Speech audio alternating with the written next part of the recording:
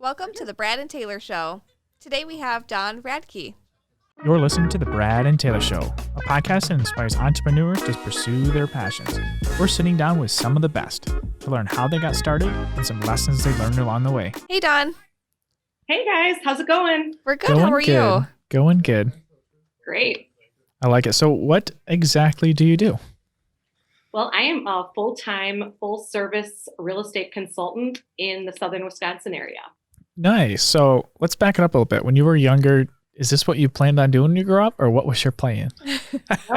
No, I was a big athlete. I was very competitive, and I wanted to go into something to do with sports medicine. Mm-hmm. And so I did end up going to school to become a nurse, and I worked in the medical field for a couple of years and then decided to stay home with my family. We have 3 kids. Nice. And then when they all were in high school and older, I figured I probably should stop working the part-time little gigs. I hated 8 to 5. So even when I did the nursing thing from 8 to 5, I hated that part of what I did. Yeah.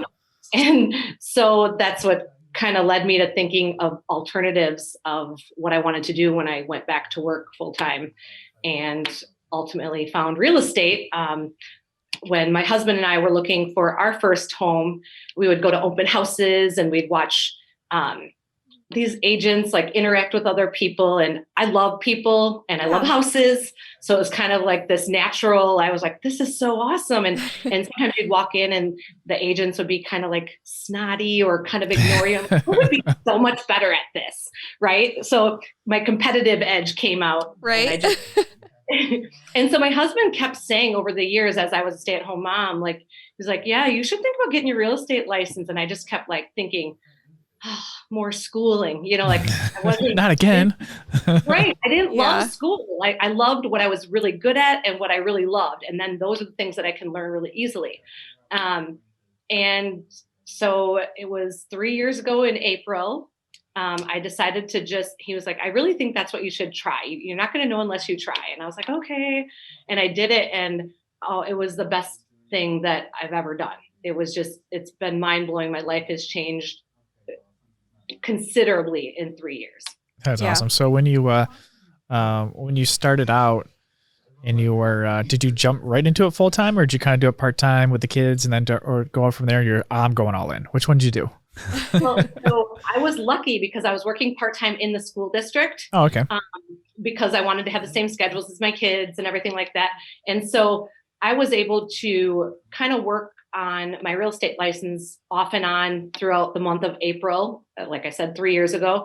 And so I got my license the end of April, and school was going to be out the end of May. Mm-hmm. So I was like, okay, I'll do real estate full-time, really hard all summer to see if I can, make enough money to do this as a career. I had no idea what I was about to get into. And so my biggest concern I remember was the school provided me with this MacBook Air, which is like, $1,500 or something like that. And I was like, I love my computer and I don't know if I can afford to buy a computer on my own with my real estate license, like with my real estate career. Like I had no idea what kind of money I could make.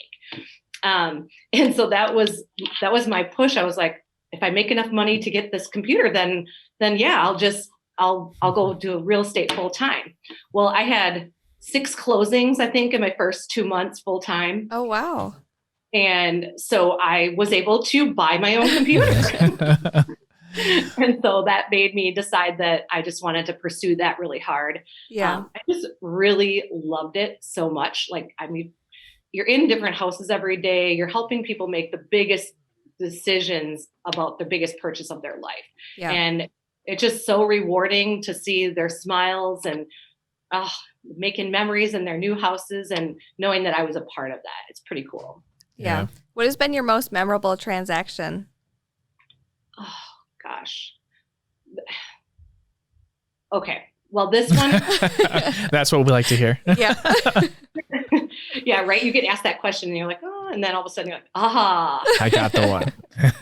So one time I was calling this agent named Penny to ask her about a house that she had listed. And I dialed the wrong number. And I was like, the voice sounded like a guy, and I thought I was trying to reach Penny, who would be a girl.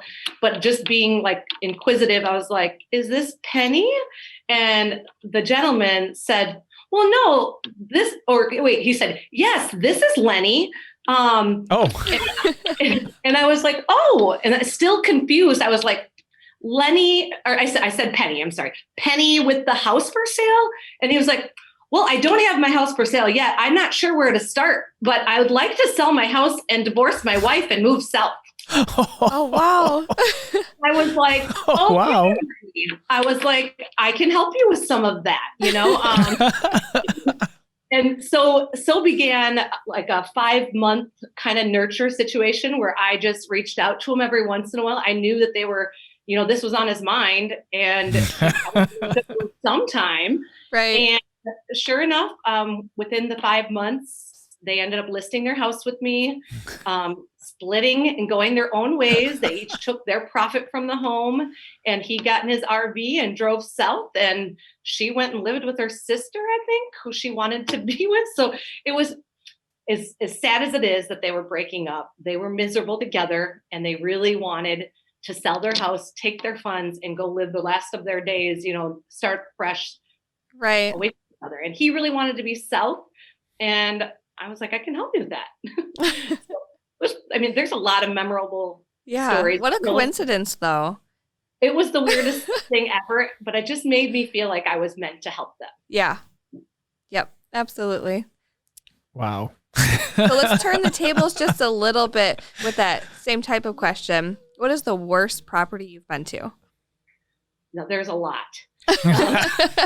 So when I work with investors that are trying to find rental properties, we're going into a lot of properties with a lot of different types of living conditions. And so often, you'll smell really strong animal odors, and, you see cigarettes all over, and dishes piled up, and just knowing that, like, there's so many different ways that people live in this world. So those are pretty eye-opening. But actually just 2 weeks ago, I showed this property, and it said on the MLS description that the house was full of stuff, and that the seller was not going to be taking it with them, and so you would have to be responsible for it.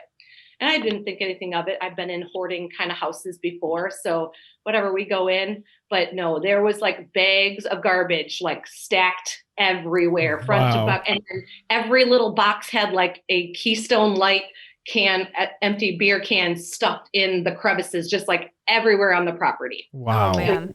The craziest thing.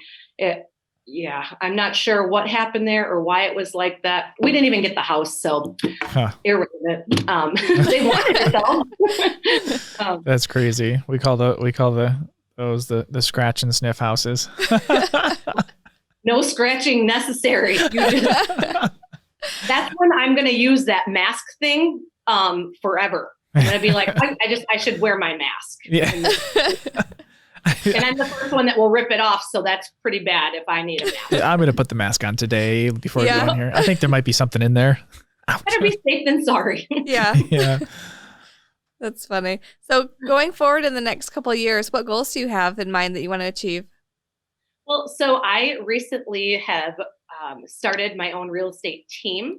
Wow. And so that's quite a big transition. So the last few years I was on another team, and basically my job was to sell real estate. And obviously for me, that meant relationships. So it's not just a sales job. Like, I did care about everybody, but my responsibilities were to sell. Mm-hmm. And now as the team lead and having my own team, I have employees that I pay salary to, and people are depending on me to make sure that I'm producing so that everybody gets paid and we all have jobs. And so it's been a transition. It's been a lot of work, a lot of extra work than just selling real estate. And I started this on February 1st. So it's actually pretty new. So my goals are really to just get my team down as a well-oiled machine so that we can help as many people in our community as possible. Yeah. That's awesome. Yeah. I like it. So let's say you had to start all over today and you only had $1,000. How would you spend that first $1,000? my real estate license. I like it. I like it. Yeah, That works. it's also really, it's the cheapest industry that you can get started owning your own business. I Yeah. mean, the first $1,000 would go to just doing the exam and all of that, and paying your dues to get up and running. So $1,000, I can do it. I like it. I like it. What is the best business book that you've read? So it's going to be the Keller Williams Millionaire Real Estate. Okay. That one's good. Yeah, it is. And it really makes you think like a business person and Yes. not just selling real estate. Yeah. And so it's been a really good guide for me over the last few months. I had read it when I first started my career in real estate. But it was too overwhelming at that time because I was just everything was foreign in real estate at that time. So then to try to add that dynamic, it was a lot. So I just was like kind of put it on the back burner. And then when I knew that I was going to go out on my own to start my own team, picked it back up again and just kind of trying to lay my foundation really strong so that, I have a long, successful business moving forward. Yeah, it does set you up, like does walk you through like when you need kind of certain things. That's what I really liked about it. Cause it's like when I talk to agents, I'm like, yeah, this is what, it was just right out of the book. Exactly. It's a manual on how to succeed in real estate. Yes. Obviously there's some components in there. Not everybody has that natural, some of the natural abilities, but yeah, you can learn it. Yep, for sure. That's awesome. So let's say, you remember when when the lockdown was last year, what is one of the biggest things you learned since then, or maybe have changed in your business that kind of helped you, grow as much as you have in the last year? Well, so this last year has been huge. And last year 2020 was my best year in real estate, despite COVID. And I contribute that to the fact that when COVID did hit, I remember specifically, like it was a Monday and I had the news on and it was just overwhelming. It was all this negativity and what the world is like shutting down and all this stuff. And I kind of had this anxiety. And then I just remember like making a choice. Like I'm big into like change the way you think of things, the things you think of change. And I shut the TV off and I was like, okay, you know what? In any market, there's going to be shifts. There's going to be things that happen and the really good ones are going to last. So what do I need to do to be one of the best? Yeah. And I was like, you know what? No one needs to be sold anything right now. We just need to make sure that we're all okay. Mm-hmm. Maybe everybody else is having the same kind of anxiety I am, watching the news too much.